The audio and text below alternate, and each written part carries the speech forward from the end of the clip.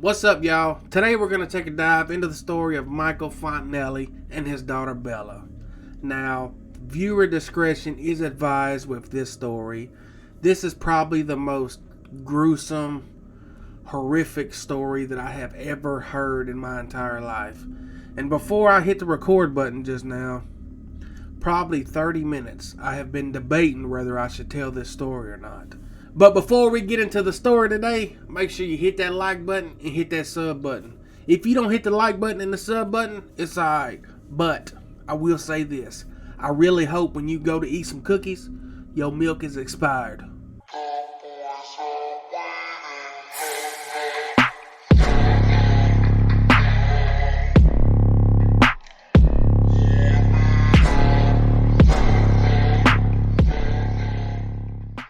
On Tuesday, April 15th, 2023, Michael Fontanelli arrived at his house in Heron, Louisiana, where he lived with his old lady, 43-year-old Hannah Landon, and his two daughters.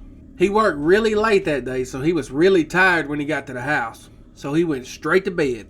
The next morning, he woke up around 7 a.m., so he decided before he went to work he would check on his daughters. His 7-year-old daughter was asleep in her bed, but his youngest daughter, Bella, she was nowhere to be found. So he thought to himself, where could she have went so early in the morning? And as he was there standing in her room thinking this, he noticed her bed, it was still made, which means she must not even slept there that night. Then he thought to himself, maybe his ex-wife Jennifer Zeldin took Bella, because Jennifer only lives a few blocks away, and the two of them have had custody problems over the last couple of years, and some of those problems even involved the police.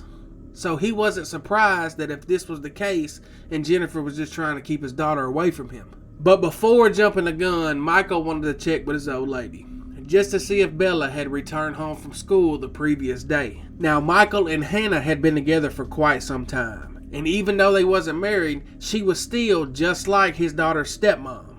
She really seemed like she cared for his kids. This picture right here shows Hannah holding Bella, and they both seem very happy. This one right here shows Hannah and Bella both dressed up as princesses.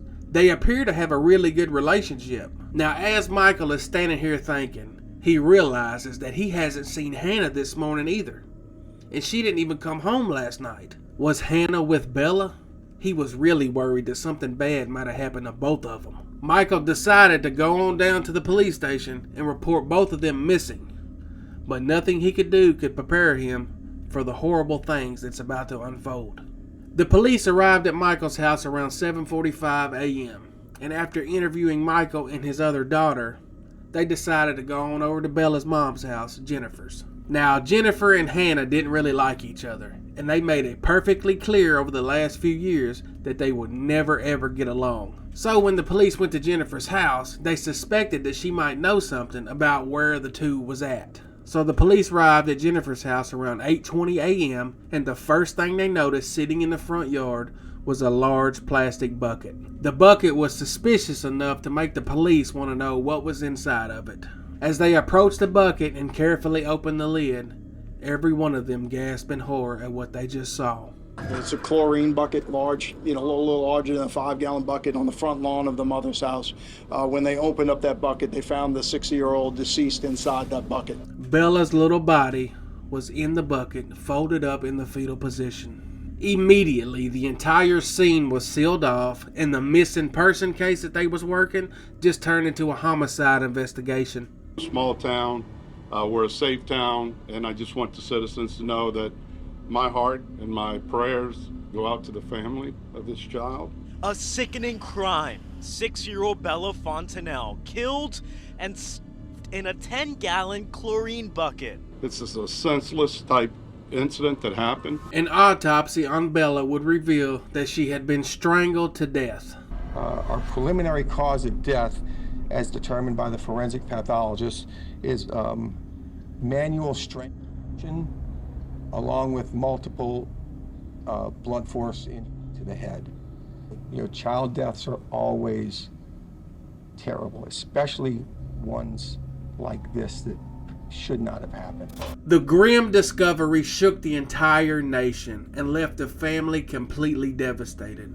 What kind of evil monster could do something like this to a beautiful, innocent little girl? Clearly, only a sick person will be capable of doing something like this. We ended up doing extensive interviews with both the mother and the father, the biological mother and the father. We do not believe that they are involved in any foul play. We never had anything like this happen before.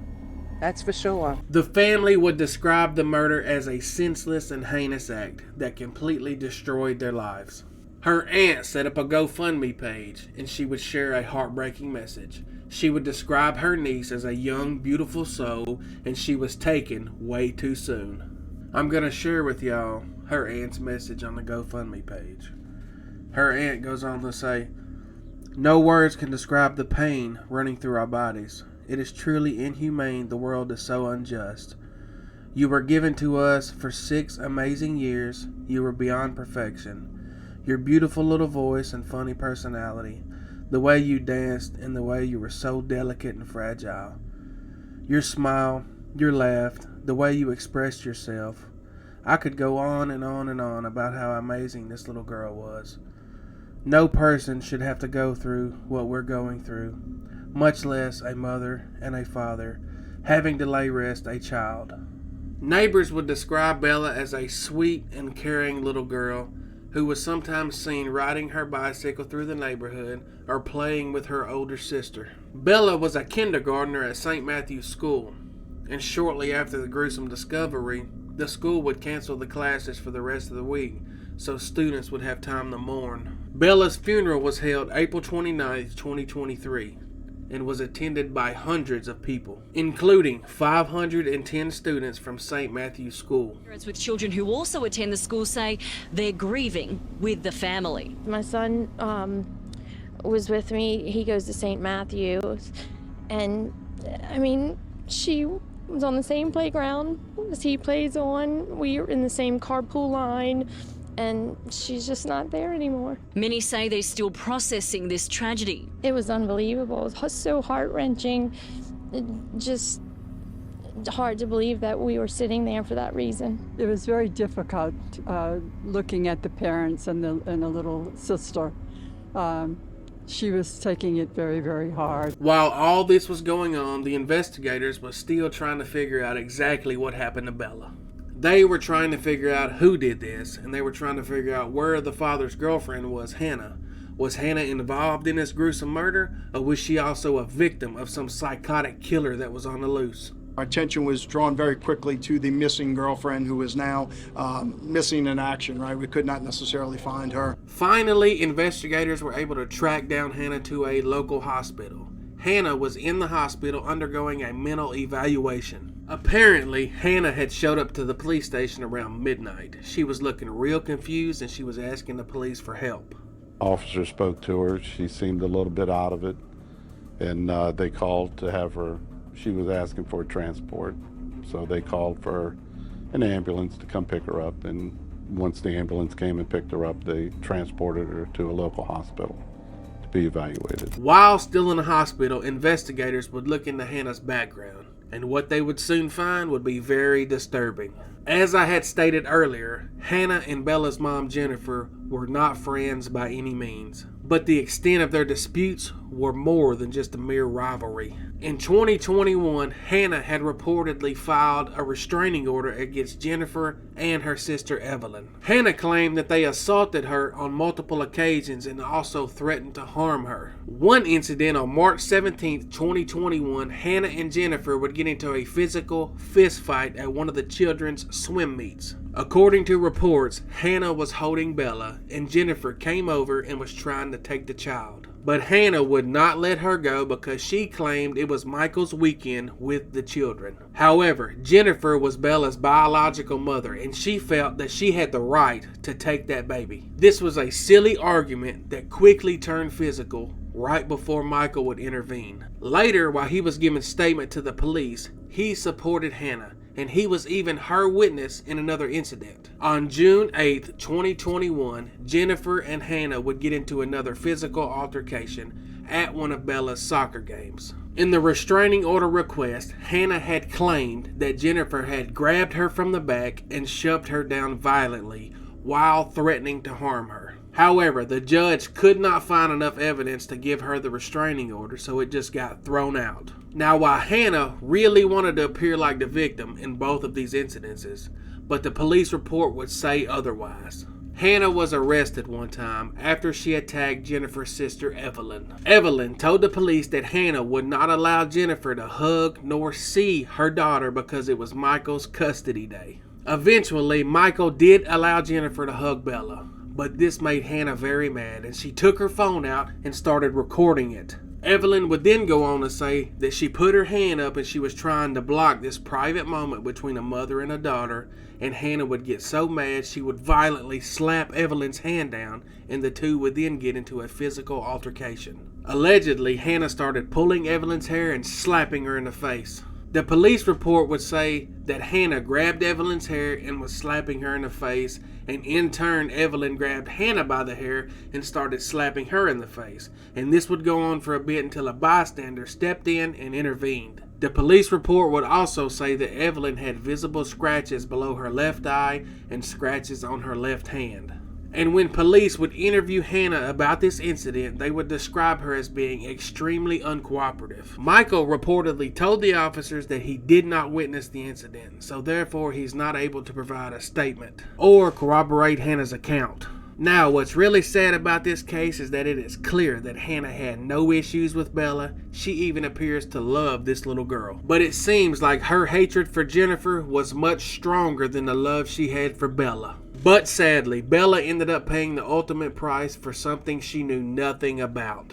Father's girlfriend, Hannah Landon, also known as Bunak Lim and Bunak Landon, was found at a local hospital and placed into JPSO custody Wednesday afternoon. She'll be booked with first-degree murder and obstruction of justice. Investigators believe that Hannah choked the little girl to death at the dad's house, and then stuffing her into the 10-gallon bucket and then dragging her in the wagon for a half a mile and dumping her on her mom's lawn. Can you imagine how cold and demonic a person has to be to do something like that?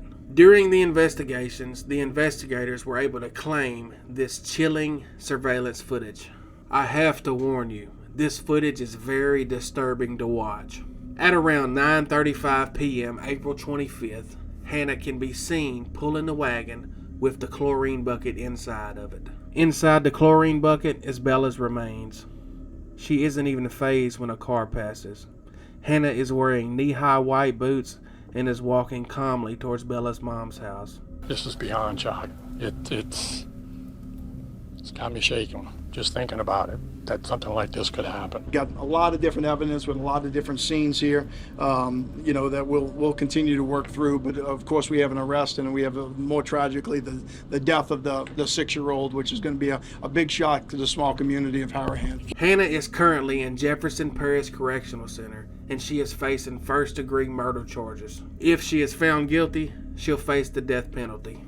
Well, that's it for the story today, guys. Make sure y'all smash that like button and smash that sub button. This is MrCraft, and I'm gone.